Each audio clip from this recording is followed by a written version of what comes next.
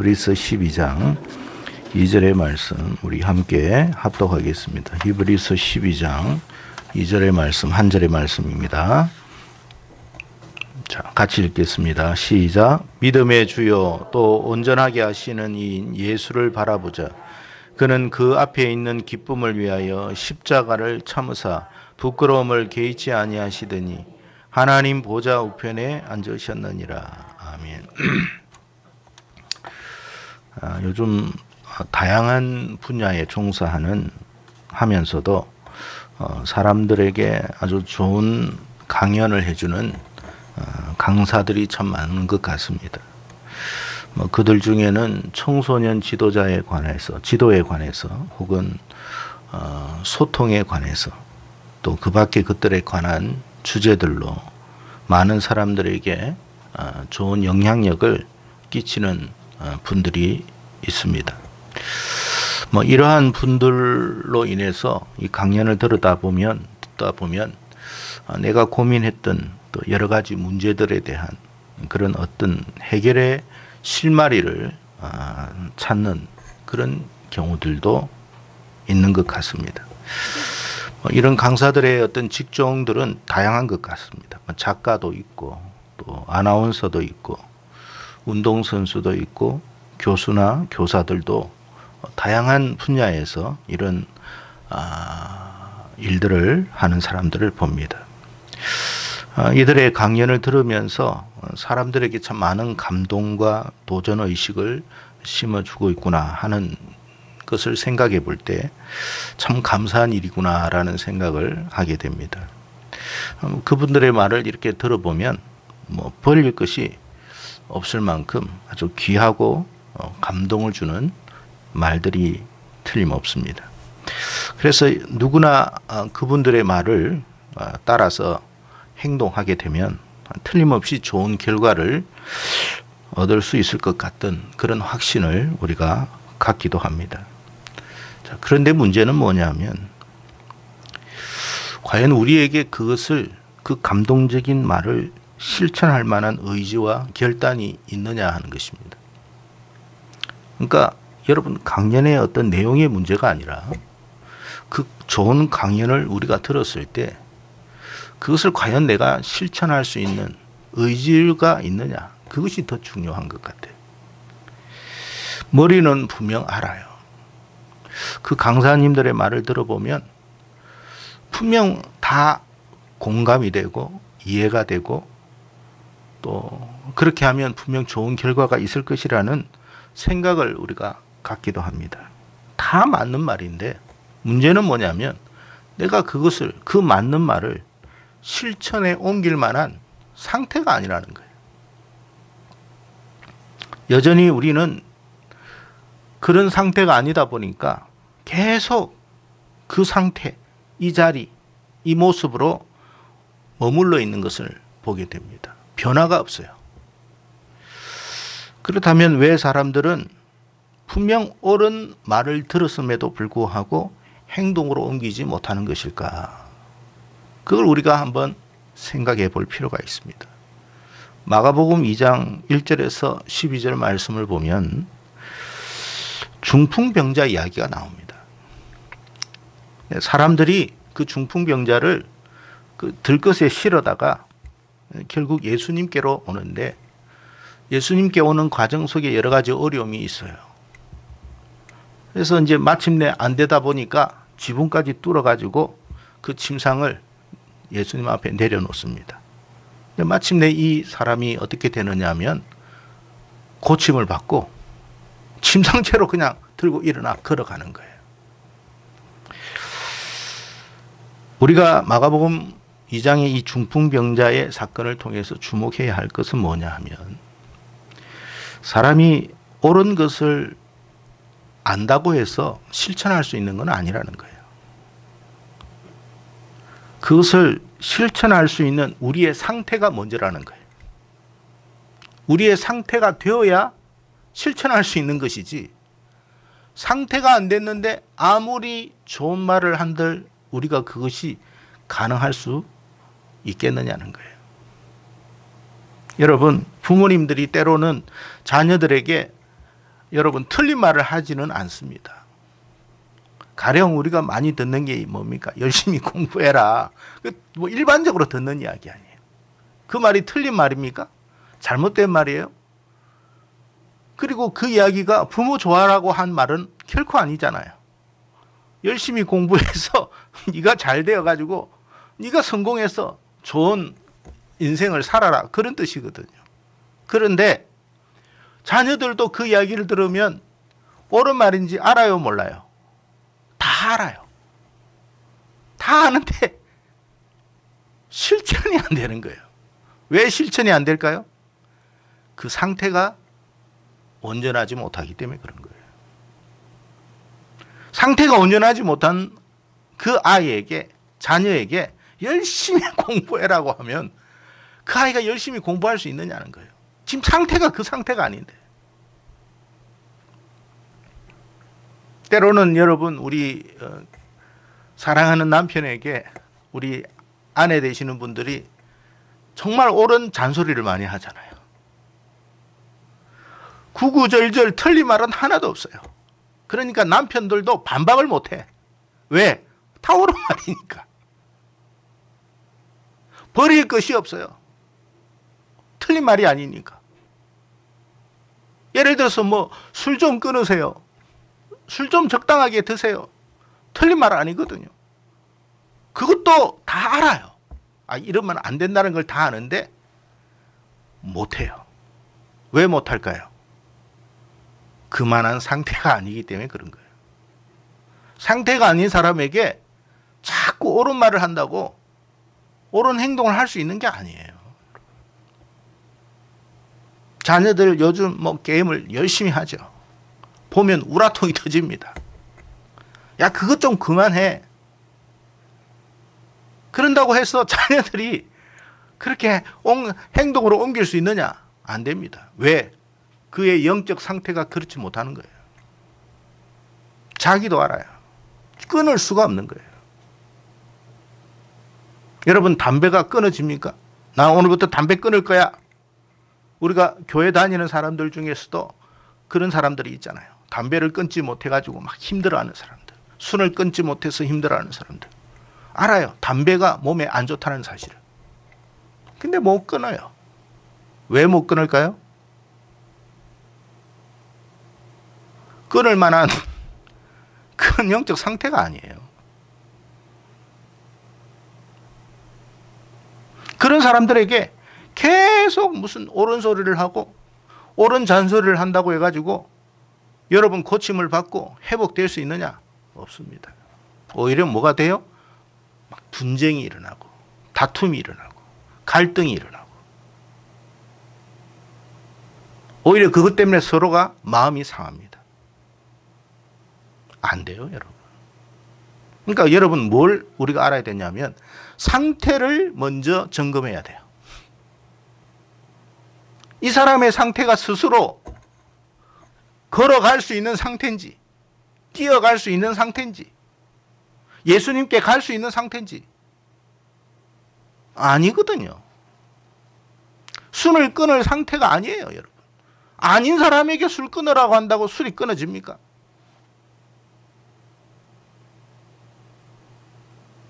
절대로 못 끊습니다. 그럼 어떻게 해야 돼요? 주님께로 가야 돼요.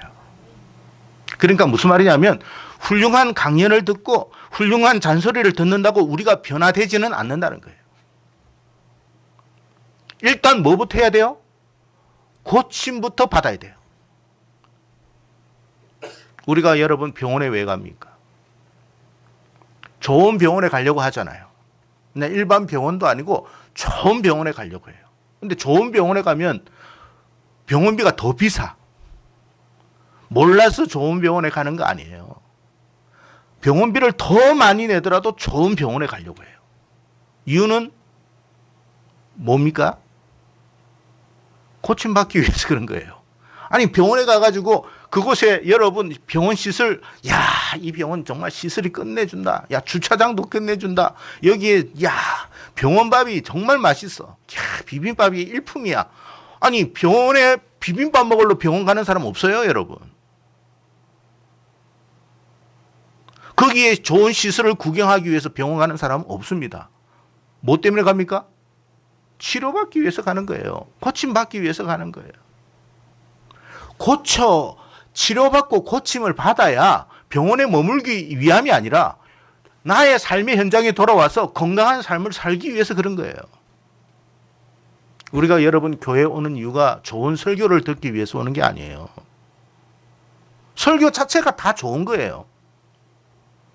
그렇다고 여러분 우리가 변화가 되느냐? 안 변화됩니다. 왜 안 변화될까요? 상태가 그러니까 그런 거예요. 설교를 듣기 위해서 오는 게 아니라 주님께 나와서 고침을 받아야 돼요. 그러니까 여러분 우리가 단순히 나는 좋은 설교를 듣기 위해서 좋은 설교를 듣기 위해서라면 내 상태는 안 바뀝니다. 우리는 주님께 나와서 주님이 내 병을 고쳐줄 것을 기대하는 마음을 가져야 돼요. 그러니까 여러분 기대하는 마음으로 이 자리에 있기를 축복합니다. 우리는 마치 중풍병자가 지붕을 떨어서 주님 앞에 나왔듯이 우리도 그런 마음으로 주님 앞에 나와야 돼요. 그리고 여러분이 누군가 내 자녀든 내 남편이든 아내든 부모든 누구든지 간에 어떤 마음으로 여러분 그를 위해서 기도해야 되느냐. 마치 중풍병자를 끌고 들것에 실어서 나오는 사람들처럼 그런 심령으로 와야 돼요. 그러니까 무슨 말이냐면 내 자녀를 변화시키고 싶다면 여러분 어떻게 해야 되느냐. 정말 들것에 실어서 주님 앞에 내려놓고 주님 이 자녀를 고쳐주십시오라는 그 간절함이 있어야 돼. 근데 그런 마음이 없으면 고침 못 받아요. 그냥 참여만 하는 거예요. 설교만 듣고 가는 거예요. 기대도 없어요. 그러면 안 돼요. 여러분 우리 자녀를 데리고 왔으면 정말 잘한 거예요. 그러나 어떻게 데려와야 돼요? 주님이 이 자녀를 고쳐주십시오. 주님이 이 아이의 문제를 해결해 주십시오. 주님이 내 남편의 이 고질적인 문제를 내 아내의 이런 고질적인 문제를 고쳐주십시오. 그런 마음으로 해야 돼요. 그런 마음이 없으면 아무 소용없어요, 여러분. 그 뭐와 같으냐면 예수님 주변에 잔뜩 모여있는 사람들하고 똑같아요. 그 잔뜩 모여있으면 뭐합니까? 그들은 아무 문제도 해결받지 못하고 돌아갔는데 우리는 우리의 문제를 해결받아야 돼요. 그러기 위해서는 뭐예요? 상태를 알아야 돼. 그러니까 여러분 이 사람은 술을 못 끊어. 스스로 끊을 수가 없어요. 담배를 스스로 끊을 수가 없어요. 어떻게 해야 돼요? 주님이 고쳐야 돼요. 주님이 개입하셔야 돼요. 어떻게 개입하실지는 우리는 몰라요. 그러나 우리는 주님이 개입해 주실 것을 믿어야 돼요. 주님이 치료해 주실 것을 믿어야 돼요. 우리가 할 수 있는 것은 그거예요. 그런 믿음이 있어야 돼요. 그래서 주님이 그들을 보고 믿음을 보고 그랬어요. 그런 기대감이 있기를 축복합니다. 그런 기대감이 있어야 돼요. 그러니까 우리가 교회를 그냥 나와가지고 마치 이것은 좋은 강연을 듣고 좋은 설교를 듣고 그것으로 여러분 아무리 강연을 들어도 사람은 안 바뀝니다. 그냥 감동적이었을 뿐이에요. 여러분 강연을 듣는 사람이 한둘이가 아니더라고. 그 강연을 듣고 다 여러분 그 자리에 있는 사람이 변화되었으면 이 나라는 벌써 여러분 천국이 되고 가정은 전부 다 천국이 됐을 거예요. 여러분 가정사역을 하는 사람들이 강연을 여러분 들어보면 다 구구절절 옳은 말이고 그 강연을 들은 사람들은 다 가정이 다 천국이 되어 있어야 되는데 그렇지는 못해요. 왜냐하면 치료자는 강연자가 아니고 주님이시기 때문에 그런 거예요. 치료자는 설교자가 아니에요. 치료자는 주님이십니다. 그러니까 우리는 누구를 주목해야 된다고요? 믿음의 주요 온전케 하시는 이인 예수를 봐야 해요. 근데 우리 마음에 그런 마음이 있냐 이 말이에요. 믿음의 주요 온전케 하시는 이인 예수. 우리를 온전케 하시는 이인 예수를 바라봐야 돼. 우리가 금방 찬송 들었죠. 불렀지 않습니까? 96장. 예수님은 누구신가? 우리는 예수님이 어떤 분인가에 대한 정확한 이해가 없어. 예수님은 누구신가? 우는 자의 위로와. 그렇습니다, 여러분. 정말 우리 안에 슬픔, 우리 안에 괴로움, 아내 때문에, 남편 때문에, 자식 때문에 우는 사람이 한둘이가 아닙니다. 교회를 다녀도 그래요, 여러분. 남편 때문에 울고, 자식 때문에 울고, 부모 때문에 울고, 그 울음을 그치게 해주실 수 있는 분은 주님이에요. 주님이 우리의 그 울음을 그치고, 없는 자의 풍성이며, 여러분, 우리가 비록 아무것도 없어. 그 없는 것을 있게 하시는 이는 하나님이십니다. 주님, 가정 형편이 지금 말이 아닙니다. 그렇다고 주님께서 야단을 하시겠습니까? 여러분, 현장에서 간음하다가 주님 앞에 나온 한 여인이 있었어요. 우리가 흔히 막달라 마리아라고 합니다. 주님이 그에게 뭐라고 그랬어요? 좀 심한 말로, 야, 이 XX야, 너는 왜 그따위 짓을 해가지고 이런 봉변을 당하니? 그런 말을 했습니까? 너 왜 그래 술을 못 끊어? 너 알코올 중독자야? 주님이 그러실까요? 너는 왜 게임을 그렇게 밤낮으로 하냐? 성경 좀 읽어라, 성경. 주님이 그러실까요? 그 영적 상태가 그렇지도 않으니까 그런 말을 한들 소용이 없어요, 여러분. 주님은 먼저 고쳐버렸어요. 먼저 회복시켜줘요. 우리가 여러분 아무것도 없으면 주님은 우리에게 있게 해주시는 분이에요. 근데 왜 너는 없냐? 네가 그렇게 게을러서 없는 거야. 네가 노력을 안 했기 때문에 그런 거야. 네가 좋은 학교를 못 갔기 때문에 그런 거야. 그런 말씀 안 해요. 그런 잔소리 안 해요. 먼저 고쳐주셔.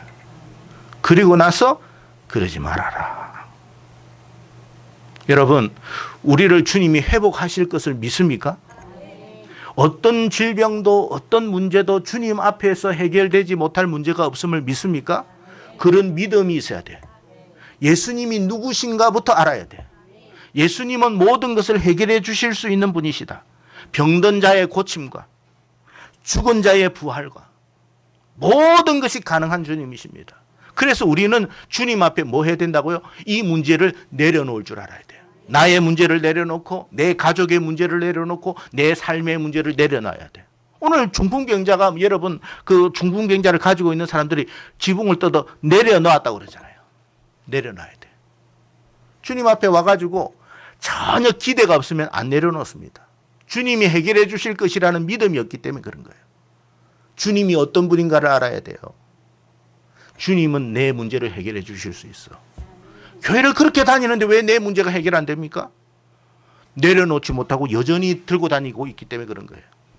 내가 해결하고 내가 잔소리하고 내가 뭔가 변화시킬 수 있다고 생각하기 때문에 그래요. 여러분, 사람은 절대로 사람이 변화시킬 수가 없어요. 훌륭한 강사가, 강연자가 여러분 사람을 변화시킬 수가 없어요. 훌륭한 설교자가 변화시키는 게 아니라 주님이 변화시키는 거예요. 그런 믿음이 우리에게 있는지를 살펴보기를 바랍니다. 믿음의 주요 온전케 하시는 이 예수를 보라자. 바라봐라. 그러니까 우리가 여러분 이 시간 여러분 우리가 예배에 참석하는 것은 믿음의 주요 온전케 하시는 이 예수가 여전히 우리 안에 있음을 믿어야 돼. 이 자리에 있음을 믿어야 돼. 그분은 어떤 분인가? 여러분 히브리서 2장 2절에 보면 어떤 분이라고 이야기합니까? 그분은 부활하여서 하나님 우편에 살아계시고 있다. 살아계신 분이십니다. 죽은 분이 아니에요. 2000년 전에 계셨던 분이 아니라 지금도 함께 하시는 분이고 지금도 이 세상을 다스리시는 분이고 지금도 우리의 문제를 해결해 주시기를 간절히 원하시는 분이에요. 그래서 우리는 그 주님을 믿음의 눈으로 바라볼 수 있어야 돼요. 그 믿음이 있기를 바라요. 여러분, 믿음이 있는 사람은 뭐예요? 믿음의 기도를 하나님께 드릴 수 있어야 돼요. 여러분, 하나님 앞에 간절한 소망을 갖고 기도하십시오.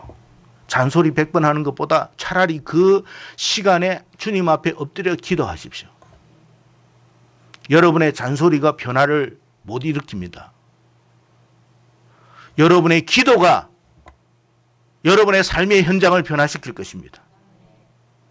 주님이 변화시켜 주실 것입니다. 주님이 하시는 거예요. 그러니까 기도의 능력을 믿어야 돼. 근데 기도를 안 해. 기도를 왜 안 하겠어요? 기대하는 마음이 없기 때문에 그런 거예요. 기도는 아무나 하는 게 아니에요. 기대하는 사람이 하는 거예요. 여러분의 마음속에 주님을 기대하는 마음이 있고 주님을 기대하기에 기도할 수 있기를 바랍니다. 하나님, 내가 잔소리로 우리 이 아이를 고칠 수가 없어요. 하나님, 좀 도와주세요. 정말 하나님, 이것 때문에 내가 너무 힘들어요. 그리고 내려놓고, 정말 내려놓는다는 건 맡긴다는 말이거든요. 전적으로 하나님께 맡기고 기도하세요. 그러면 주님이 일하실 줄로 믿습니다. 그래서 변화시키고 일어나! 그렇게. 일어나야 여러분 그 다음에 뭔가 일어날 게 아닙니까? 그 상태에서 일어나야 돼요.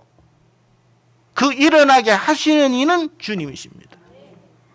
우리가 그것을 알기에 저와 여러분이 이 자리에 나온 줄로 믿습니다. 그래서 여러분이 저와 여러분이 교회에 나와서 이렇게 예배에 앉아 있는 것은, 이 현장에 앉아 있는 것은 다른 거 아니에요. 지금도 여전히 살아계신 주님이 하나님의 우편에 앉아 계시고 우리를 바라보시며 우리의 문제를 해결해 주시는 그분이심을 믿고 그분 앞에 우리의 문제를 내려놓을 줄 알아야 돼요. 믿음으로. 그러면 주님이 그걸 보시고 해결해 가실 줄로 믿습니다. 다시 말합니다. 여러분의 잔소리는 결코 변화가 일어나지 않습니다. 훌륭한 강연의 강사의 말도 설교자의 말도 사람을 변화시키는 게 아니에요. 말씀이 변화시키는 것이지 강사가 변화시키는 게 아니에요. 그러니까 하나님 말씀 대신 주님을 바라보시고 우리를 온전케 하시는 이인 것을 믿으십시오. 우리 남편을 온전케 하고 우리 아내를 온전케 하고 우리 부모를 온전케 하고 우리 자녀를 온전케 하시는 하나님이심을 믿습니다. 이 믿음으로 여러분이 나아가면 그 믿는 대로 되게 하실 줄로 믿습니다. 여러분의 믿음이 삶의 현장으로 이어지기를 주의 이름으로 축복합니다. 기도드리겠습니다.